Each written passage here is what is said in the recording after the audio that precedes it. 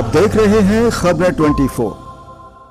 नमस्कार, स्वागत है आपका। आप देख रहे हैं खबरें 24 और मैं हूं आपके साथ रामू कठेरिया। इस वक्त हम मौजूद हैं उत्तर प्रदेश बरेली जनपद के नगर सिरौली के। मैं आपको बता दूं एक ऐसे मामले से आपको अवगत कराने जा रहे हैं जिसको लेकर आप सोचने पर मजबूर हो जाएंगे।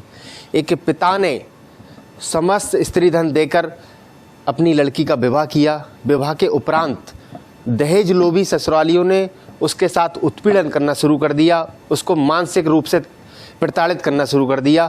और इतना ही नहीं, एक दिन ऐसा आया कि उसको जहर देकर जान से मारने का प्रयास किया। ये मैं नहीं कह रहा हूँ, ये परिवार के लोग कह रहे हैं। आइए हमारे साथ यहाँ पर जो परिवार के लोग मौजूद हैं उनसे बातचीत करते हैं।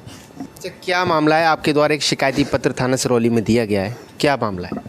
जी, मेरी शादी 2023 2 दिसंबर को हुई थी।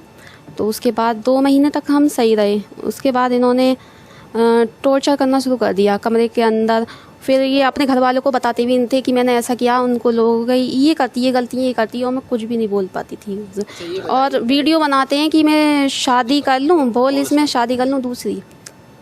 जी, ये बताइए लगभग कितने रुपए की शादी आपके पिताजी ने की? 50 लाख की। 50 लाख। जी। कितने दिन हो गए लगभग आपके विवाह? अभी 2 दिसंबर को 1 साल हुआ है। जी। तो कब से आपको प्रताड़ित करना शुरू कर दिया? किस तरह से आपको प्रताड़ित किया जा रहा था? क्या कुछ कारण रहा? जैसे कि जब मेरी तो हारी गई थी, शायद रमज़ान थे मार्च में, 3 रमज़ान को, तीसरे रमज़ान को, तो वो तोहारी लेके गई। कुछ मैंने ऐसी घर पर कुछ शिकायत कर दी थी, तो शिकायत पे इन्होंने मुझे मारा बेल्टों से अंदर कमरे में बंद करके। और बोले बाहर मत कहना, नॉर्मल हो जाना, अपने परिवार वालों के सामने भी नॉर्मल हो जाना। जी। तो परिवार वालों से क्या शिकायत करो, वो और हावी हो जाते हैं, वो उन्हीं की साइड लेते हैं अपने बेटे की। और ये उसके बाद ये थोड़ा थोड़ा चलता रहा। वीडियो बनाते हैं मेरी और रिकॉर्डिंग करते हैं टॉर्चर करके।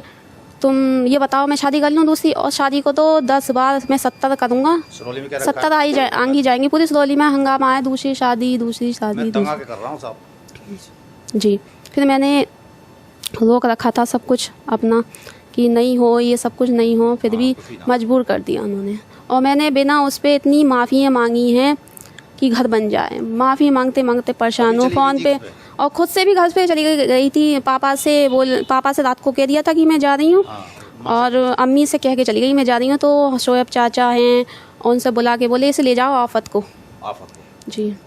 और बहुत पापा के पास कॉल करते हैं इनके भाई, रिश्ता ख़त्म कर लो, ये डिवोर्स करवा दो, नहीं तो हम मर्डर कर देंगे तुम्हारा। अच्छा। जी। जान से मारने की धमकी भी देते हैं? इसे मारने की धमकी देते हैं। जहर वगैरह किस तरह से खिलाया गया उसमें बताया गया शिकायती पत्र? ये उसमें किसी चीज़ में मिला के फिर भी उसके बाद सुलह हो गया, सब कुछ सही हो गया। फिर यहाँ पर पहुँचा गए बिना उसमें। सारा चीज़ें जो कान में पहनी थी छोटे मोटे ऐसी, वो भी उतार लिए, सब कुछ उतार लिया। पुराना बुर्का यहाँ भेज गए, यहाँ भेज दिया मुझे। तो फिर मैं अगस्त से हूँ यहाँ पर अब तो। जी। तो आपके द्वारा शिकायती पत्र एक दिया गया है, क्या कुछ चाहती है कानून कार्रवाई होनी चाहिए? जी बिल्कुल होनी चाहिए। बहुत परेशान कर रहे हैं वो ले जाना ही नहीं चाह रहे हैं। वो मैं डिवोर्स किसी कीमत पे नहीं लूँगी। पति का क्या नाम है? अजमत खान। कहाँ के रहने वाले? जंगबाजपुर। कौन से थाना क्षेत्र में लगता है? ये जी सिरौली थाना क्षेत्र में।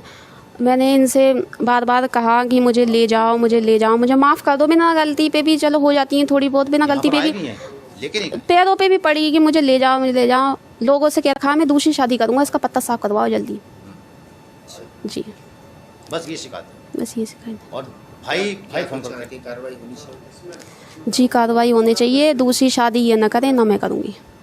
ठीक है। हमारे साथ यहाँ पर पिताजी हैं उनके लड़की के, उनसे बातचीत करते हैं। क्या मामला है? आपके द्वारा एक शिकायती पत्र दिया गया थाना सिरौली में। सर मैंने बहुत लोगों को बिठाल के बात कराई, और बात कराई 8 महीने लगभग हो गए। बात करते करते 2 बजे 4 बजे बैठ के गए लोग। शुएब भाई हैं, वो परेशान हो चुके हैं। वो कहने लगे मेरी बस की नहीं है भाई, वो ख़त्म कराने की बात कर रहे हैं। शुएब भाई ने अभी मेरे साले से कहा था पीछे, वो कह रहे हैं यार ख़त्म करो, हम तुम्हें नुकसान नहीं होने देंगे। मैंने शादी करी है तो मैंने ख़त्म करने के लिए करी है।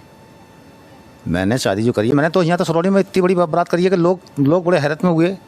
मैंने ज़मीन बेच के करी। अभी मैं एक बार गया, इस लड़की को मारा था, तो लड़की गई थी मेरी लड़की के पास गया मैं कहने के लिए मैं अकेला गया। तो बोले कि वो यहाँ तो, मैंने पूछा ये भाई कौन है आपके, बात शुरू करी मैंने इस तरह से बात करूँगा। तो बोले कि वो ये भाई हमारे हैं चचेरे भाई, इनको 50 बीघे ज़मीन मिली है, हमारी माँ को 50 बीघे ज़मीन मिली है, तेरे भाई हैं उन्हें 50 बीघे ज़मीन मिली है। इस तरह की बातें कर रहे हैं। मेरा उनसे बात करने को दिल नहीं कर रहा है। मैं तंग आ चुका हूँ, मेरे सीने में दर्द होने लगा है साहब। मैं बदतमीजी भी करके आया हूँ मेरे सीने में, मैं उनसे बात करना नहीं चाहता बिल्कुल। बात कराते कराते पूरा साल भर हो गया मुझे टेंशन लेते, टेंशन में कहीं मेरा बड़ा का ना हो जाए। अभी आप थाने गए, थाने में पहुंचे, पुलिसकर्मियों द्वारा आपको क्या आश्वासन दिया गया? आश्वासन उन्होंने कहा कि ठीक है सर, मैंने बताया ना, पुलिस ने ये बताई थी मैंने कि मैं परेशान हो चुका हूँ साहब, और लोगों से मैंने बहुत अपील करा दी। शुएब भाई थे जिन्हें कामिल भाई हैं, उनसे मैंने कहा भाई, तो बोले यार वो तो मुझे गाली बक रहा है, 100 गाली बकी मुझे। जिसने बारात कराई है उसने मुझसे कहा कि ऐसा करो, तो वैसा करा हमने जैसे भी चाहे वैसे करा लो। अब लड़की के बीच में शादी से लगाने टाइम पे बात करी होगी इन्होंने, क्या बात करी, इन्होंने कहा कि भाई इस लड़की ने मुझे बता ही नहीं पाई क्या क्या क्या मांग कर रहे हैं ये लोग। अब मैं वहाँ गया तो मुझसे वहाँ भी मांग करी है। बाद यहाँ पर सुलह हो गया, सब कुछ सही हो गया, आने जाने लगे। फिर यहाँ पर 4-5 बार रुक के गए, कोई बात नहीं, फंक्शन में लेके गए और झूठा इल्ज़ाम तो दिया। लड़की ने मेरे साथ बदतमीज़ी करी है और दूसरे दिन को तलाक देने यहाँ हमारे पुराने मोहल्ले आ गए थे और आग लगाने को तैयार कि मैं तलाक दे के और आग लगाऊंगा। और ये कह रखा है कि मैंने बायोडेटा सब कुछ लिख रखा है, अगर मेरे ऊपर कार्रवाई करी जाएगी तो मैं मर जाऊंगा, आत्महत्या कर लूँगा जी। और हमारे पापा 4 बहनें हैं, हम गरीब में से पापा ही हैं, तो ऐसे कैसे कर सकते हैं छुटा के।